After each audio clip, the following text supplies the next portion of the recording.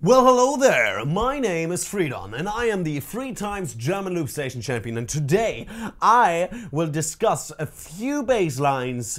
This one, and this one.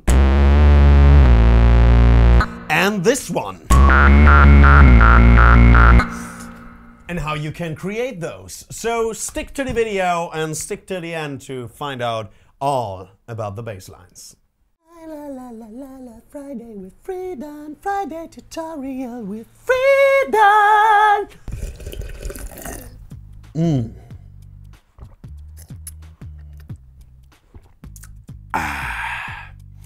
This is ramen. This is delicious, but not nearly as delicious as the fucking tasty ass bass lines I'm gonna show you in this video. So, let's start things off. You probably all know the bass lines produced by Rythmind, by Saro, who did it first, like this normal panning delay bass line. You probably all know how it's created. I'm gonna link a video in this corner, I think.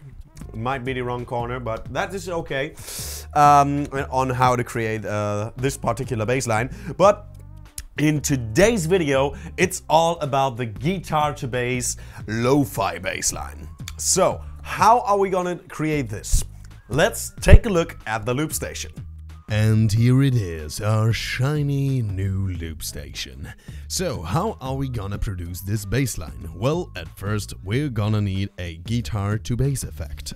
For that, we're gonna press the A effect button on the input effects and go to guitar to bass. Yeah, your voice basically now sounds like Darth Vader on steroids. And with this effect you can produce bass lines, but they sound horrible. They sound like this.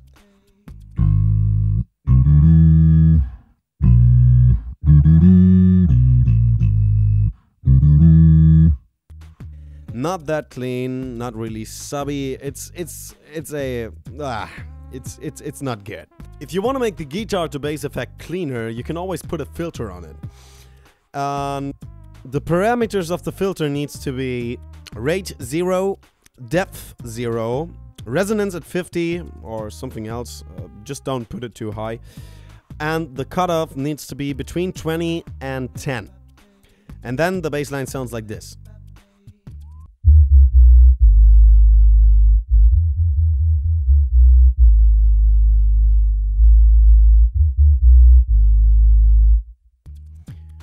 That is low. Yeah, you can switch between the cutoff, but I recommend using 14, 15-ish. And then it sounds the cleanest. So, let's record this clean bass line.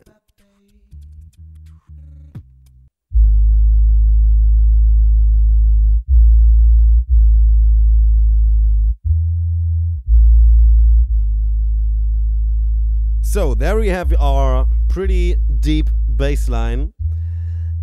And now we're gonna just add a lo-fi effect on track effect A to it.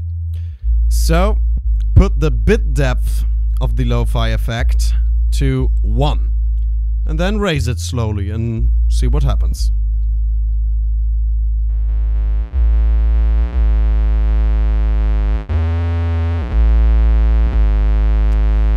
This is pretty gnarly, it's pretty dirty, and I love it.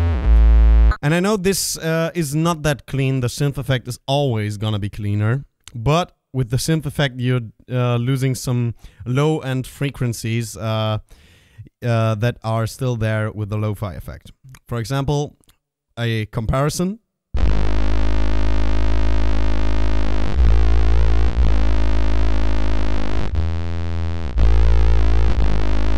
Synth and lo-fi.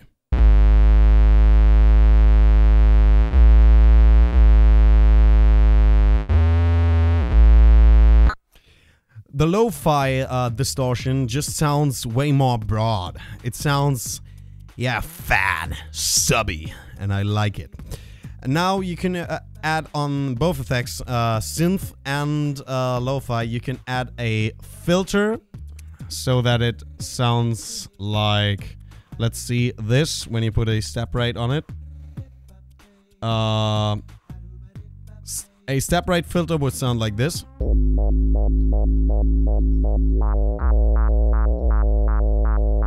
If you change the depth of the filter, it's always gonna affect the bass line.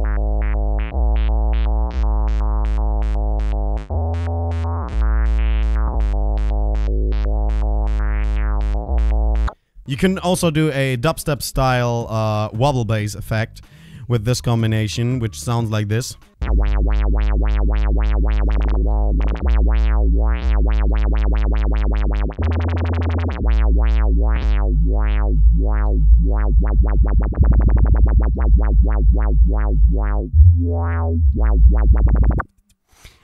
And that sounds awesome too. I love that. This is my little baby, the wobble bass. And yeah, you can also put a phaser on it. That way it sounds like this.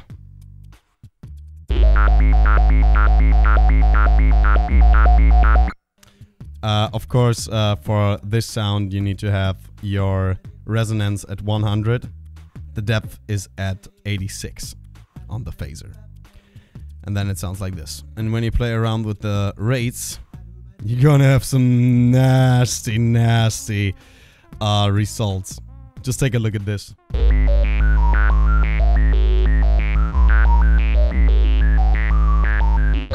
For this to be a sick beat, you just need to add a kick.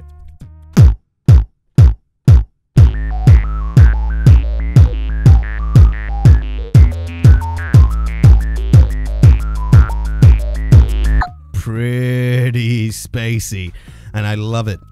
So that is the guitar to bass lo-fi effect combination.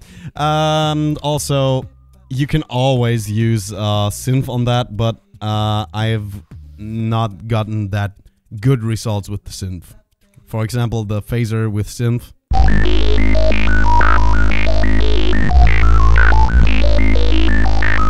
Lo-fi.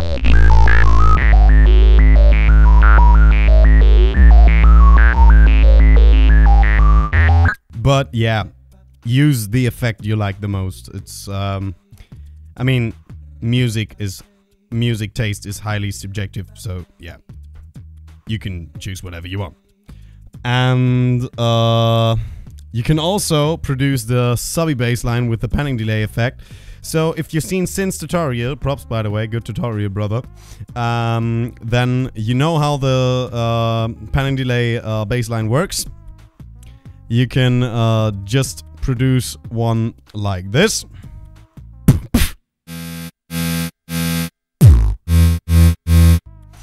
And of course, when you put a filter on the panning delay on, you got a equalizer on A, so the panning delay has good low frequencies. On B there's the panning delay, and on C you can put your filter, which has the same parameters as the filter for the guitar to bass one, and you can produce some sub bass lines with that too.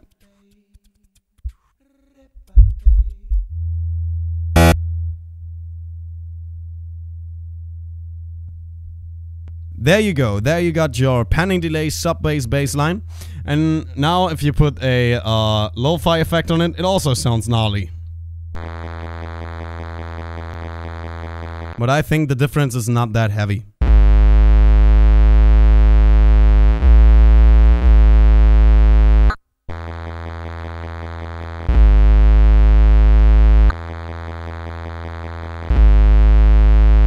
See, not that big of a difference. And you can always, yeah. I mean, with panning delay bass lines, you need to do multiple overdubs to create a yeah, multi-note bass line. With guitar to bass, you don't have to do this because yeah, you create the notes with your voice and not with parameters. So yeah, that's basically it. So now I'm gonna show you a quick example on how to use this effect in a track. Enjoy. So for this track I'm gonna use the guitar to bass filter combination together with the track effect lo-fi phaser step rate effect.